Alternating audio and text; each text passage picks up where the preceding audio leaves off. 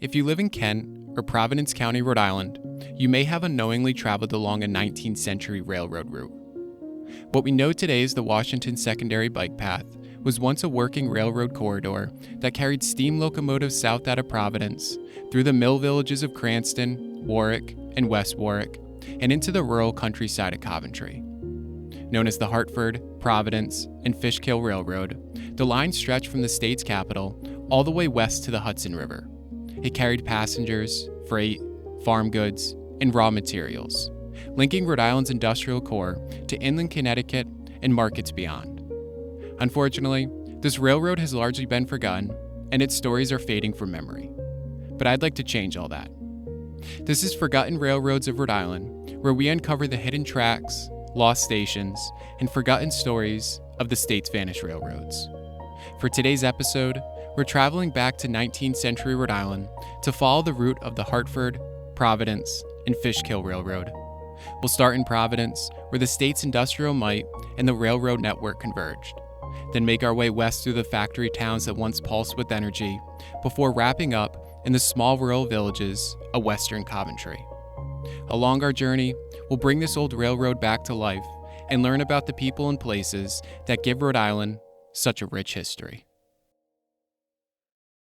The Hartford, Providence, and Fishkill Railroad emerged in a rapidly industrializing world. In Rhode Island, that transformation was especially pronounced. After sparking the American Industrial Revolution in the 1790s, Rhode Island spent decades fully embracing manufacturing. By the mid-19th century, an economy once rooted in farming and maritime trade had become dominated by mills, machine shops, and industrial villages. But this rapid industrial growth created a new problem: transportation.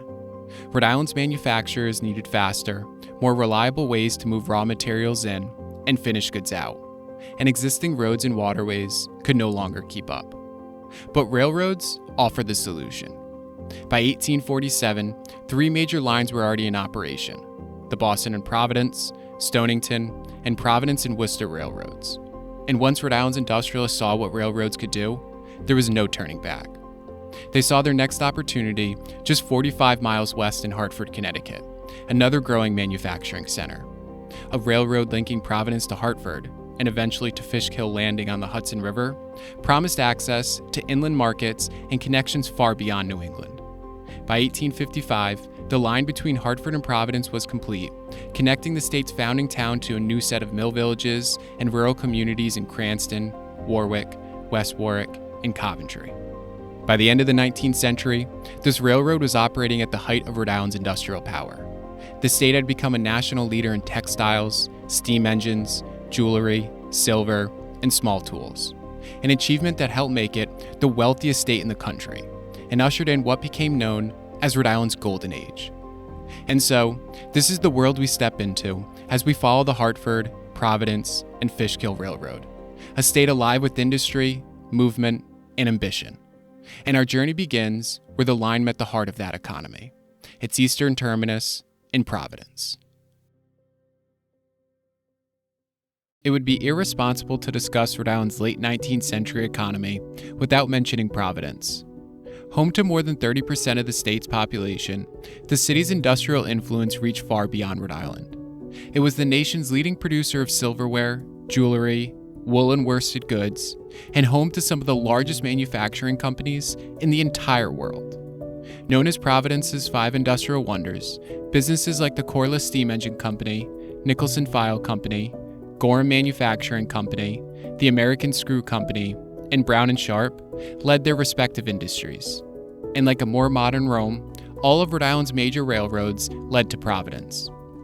Acting as the heart of this rail network, and the place where our journey begins, is the former location of Rhode Island's first unified railroad depot. Designed by 21-year-old Brown student Thomas Alexander Teft, it was known as the Union Station, and it was where trains traveling west on the Hartford, Providence, and Fishkill Railroad began their journey. Passengers must have marveled at the Union Station. It was considered at the time to be one of the longest buildings in America, and later praised by the American Institute of Architects as one of the best in the country. But the station didn't come without sacrifice. To make room for the station, they filled in part of the cove behind it, shrinking this historic body of water into what would become known as the Cove Basin. By 1900, the cove had been completely filled in to make way for industrial expansion. Unfortunately, the station failed to survive as well. A catastrophic fire largely destroyed the building in 1896, enabling the city to act on already approved plans to replace the building with the new Union Station, a building that still stands today, but that now acts as a food hall. Once trains on the Hartford, Providence and Fishkill Railroad departed this area, they would then head west through the Providence neighborhoods of Smith Hill and Valley. Along their way, they would pass industrial powerhouses Brown and Sharp and the Nicholson File Company before heading south through Oneyville and Silver Lake. From there, the lines would enter Cranston, where we'll visit the first of many mill villages along our journey. By the late 19th century, numerous mill villages had emerged from Rhode Island's industrial economy, many of which were located in Cranston, Warwick, and present-day West Warwick. Providing freight services for these mill villages was the Hartford, Providence and Fishkill Railroad. During Rhode Island's golden era, the trains carried finished goods out and raw materials in for the mills. Today, the line's tracks have disappeared and been replaced by the Washington Secondary Bike Path, a trail we embark on shortly after arriving in Cranston. Anyone traveling this route by train in the early 1870s would have seen smoke coming from the Cranston Print Works, a business owned by the Sprague family, whose industrial empire was one of the most powerful in America. Their overarching company, A&W Sprague Manufacturing, was the largest calico printing mill system in the world and employed nearly 10,000 workers, making it a pivotal part of the Rhode Island economy. Unfortunately, like many businesses at the time, A&W Sprague Manufacturing was highly susceptible to America's volatile economy, a reality that came to life during the Panic of 1873. The financial crisis was so severe that it brought the entire company down, making it the nation's largest business failure at the time. But other businesses were able to weather this economic storm, one of which we're introduced to as we continue our way south down the railroad's former corridor and into Warwick and present-day West Warwick. Upon arriving, we see the names of various mill villages surrounding the railroad line: Pontiac, Natick, Lippet, River Point, Arctic, and Centerville. Names that you've heard 1,000 times if you're from the area. And even if you haven't, you're almost definitely familiar with the brand that emerged out of one of these villages: Fruit of the Loom. The brand's origins begin with the creation of the BB&R Knight Company, which was started by brothers Robert and Benjamin Knight at the Pontiac Mills. When the brothers noticed their clothing selling fastest under hand-painted fruit labels added by a local merchant's daughter, it inspired them to adopt the imagery themselves, giving rise to Fruit of the Loom. Realizing their products were a hit, the brothers constructed a newer, larger mill powered by George Corliss's state-of-the-art steam engine. Sales of Fruit of the Loom grew steadily, helping the company to survive the Panic of 1873 and become one of the world's largest textile manufacturers by the 1880s. Flush with cash, the brothers began purchasing and expanding nearby mills. They acquired the formerly Sprague-owned Cranston Print Works, along with the mills at Natick, Lippet, River Point, Arctic, and Centerville. By the end of the 19th century, this part of Rhode Island became synonymous with the Fruit of the Loom brand, home to villages filled with houses, stores, and churches built or owned by the Knight family. With most of these buildings now living spaces, or having been torn down completely, it's hard to picture them filled with people and machinery that churned out products for the entire world. And with the Hartford, Providence and Fishkill Railroad's former right-of-way now a bike path, it's easy to forget that trains once traveled along these narrow corridors. It's perhaps more incredible to think that this area was so full of industrial activity that the trains were not a centerpiece, but merely another part of a vast industrial landscape. But in other areas, this railroad played a much bigger role. It not only supported other mill villages, but created them. And we learn about these communities as we head into the final leg of our journey in western Coventry.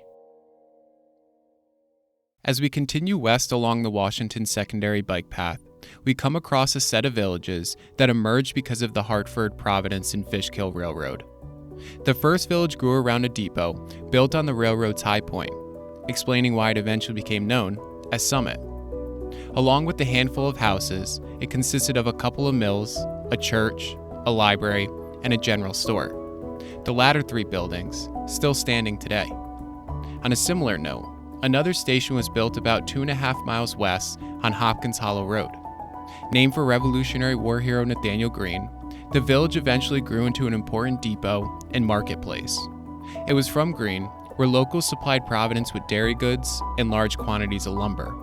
And at its height, it consisted of stores, workshops, mills, and a box factory, and it grew so large that a new residential road, Benefit Street, had to be laid out to serve its expanding population.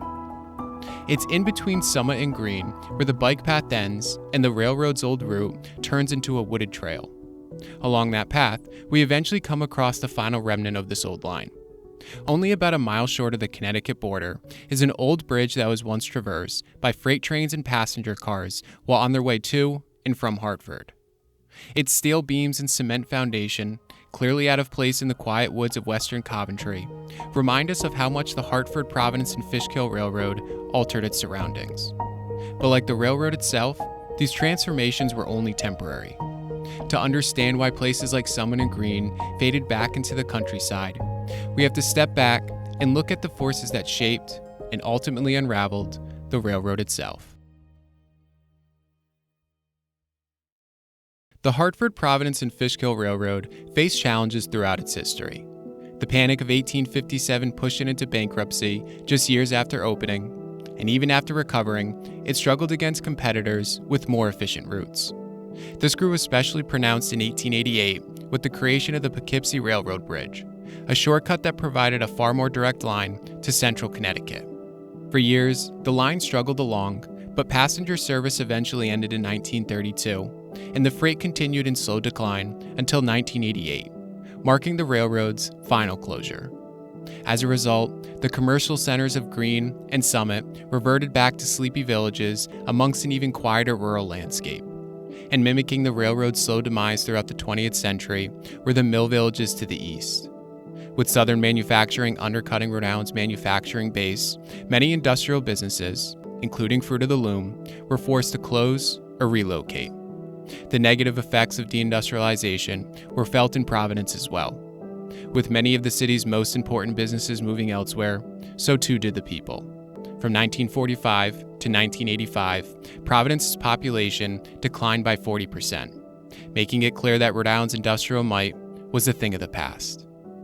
And so, because of the railroad's decline and the changes that followed, it's easy to see the Hartford, Providence and Fishkill Railroad as a somber story. But I see it differently.